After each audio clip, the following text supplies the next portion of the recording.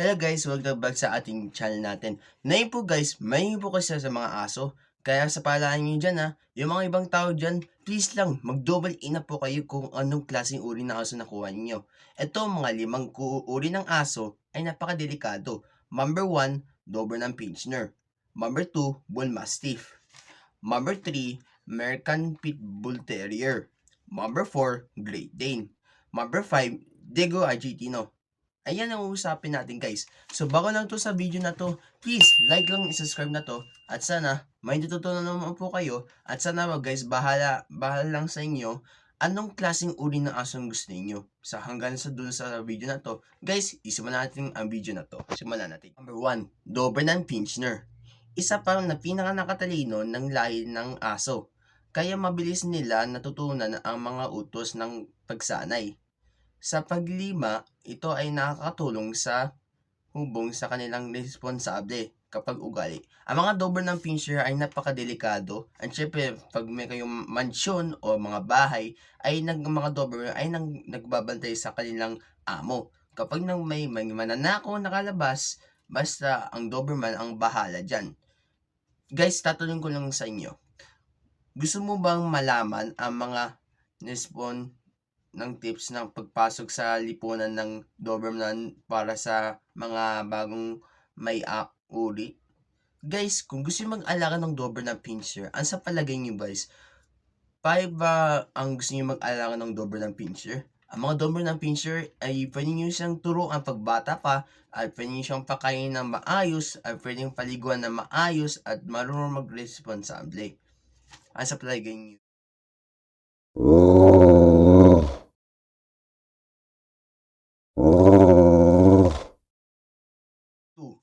Bull Mastiff. Ang kalariwan nakakabantay sa bahay. Ang mga Bull Mastiff po ay nagbabantay sa bahay ng tahanan, lalo na sa mga batang kung nakikilala. Mga dahil sa kanilang malaki katawan at malakas ng kailangan ang paglalaki, hindi maging matigas ang ulo. Ang mga Bull Mastiff ay nagbabantay sa mga hayop sa bukid. And syempre, etong tatanungin guys, sa palagi nyo ba gusto mo mag-alaga ng Bull Mastiff mas malaki? Kung gusto nyo, kung kaya nyo silang i-training at pwede silang 5 tips kung paano silang makuha na ng mananakaw sa bahay ninyo. At sa itong tatanungin nyo guys, gusto mo bang malaman ang mga simple paraan ng pagsanay para sa Bull Mastiff sa sa init ng klima ng Pampanga?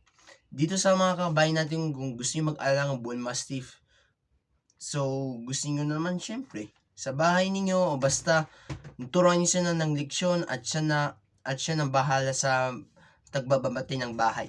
Sa palagay nyo guys.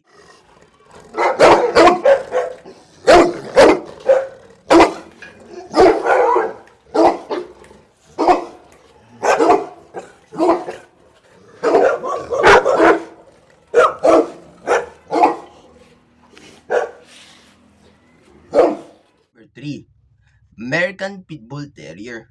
Ngunit mahalaga na daanan na kanilang tunay ng paglalaki na pagsanay at pagkikilimuha sa ibang hayop at sa tao.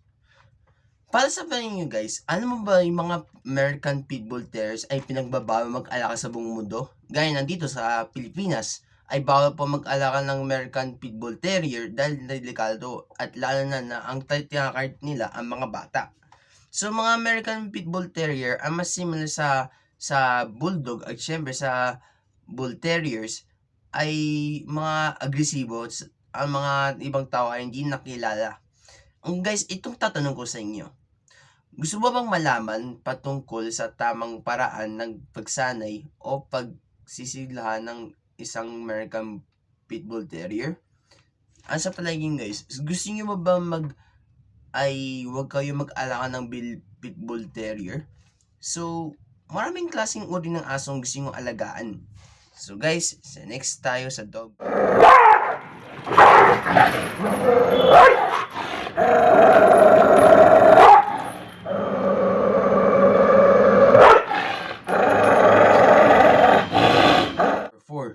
Great Dane ay nakikilala ang pagkakilala sa bilang banayad sa higante, maaring maging mabuting ang tagbabantay ng hindi masando sa kapag ayaw karaniwan sa tahimik, ay hindi nabalaban ngunit ang kakatakitan ng tanig ng patanggol ang kung may nakikita ng bantay sa kaniyang paliliya.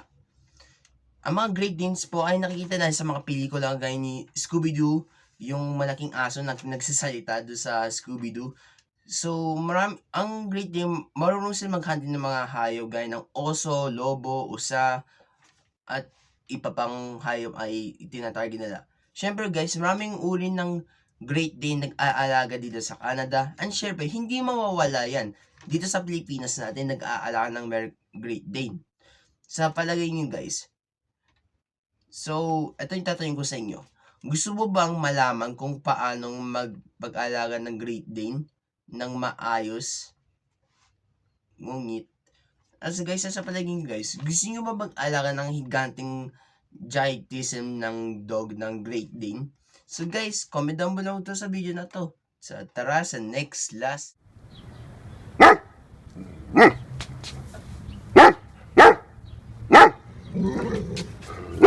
Ito yung agresibo, ito yung walang paniniwala. Ang isang aso to ay tinatawag to Dogo Argentino. Ay karaniwang ay mga sumusunod ng ugali sa mga tao. Nakakapindi lamang malaki sa paglalaki, pagsanay para sa magbabantay. Maaring silang natural ng agresibo sa tao kung maayos. Ang mga Digo Argentino ay lagi lang naghahati sa mga mountain lion dahil nakikipaglaman sa Dogo Argentino versus the mountain lion. So guys, ang Dogo Argentino ang napaka-agresibo dahil hindi mo silang ikontrolin ang kanilang utak. Dahil napaka-agresibo, napakalakas naman, at napakadaming biktimang targetin, at sana ay mag-i-double ingat po kayo sa Dogo Argentino. Dahil hindi pinagpapasok ito sa ibang bansa, gaya ng China, Canada, at saka dito sa Pilipinas. Guys, ito yung tatanong ko sa inyo guys. Gusto mong malaman ang tahimik hakbang sa pagkakalakas ng parang isang batang Dogo Argentino? Kung kaya niyong hilahin ng kamay ninyo, pag nalini yung Dogo Argentino, hihilahin ko yun ng malakas dahil mas malakas kasi sa inyo.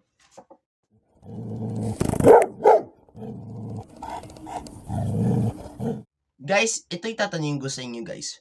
Gusto mong malaman kung paanong alagain ng kaligtasan kapag kasama ng mga lahi ng aso?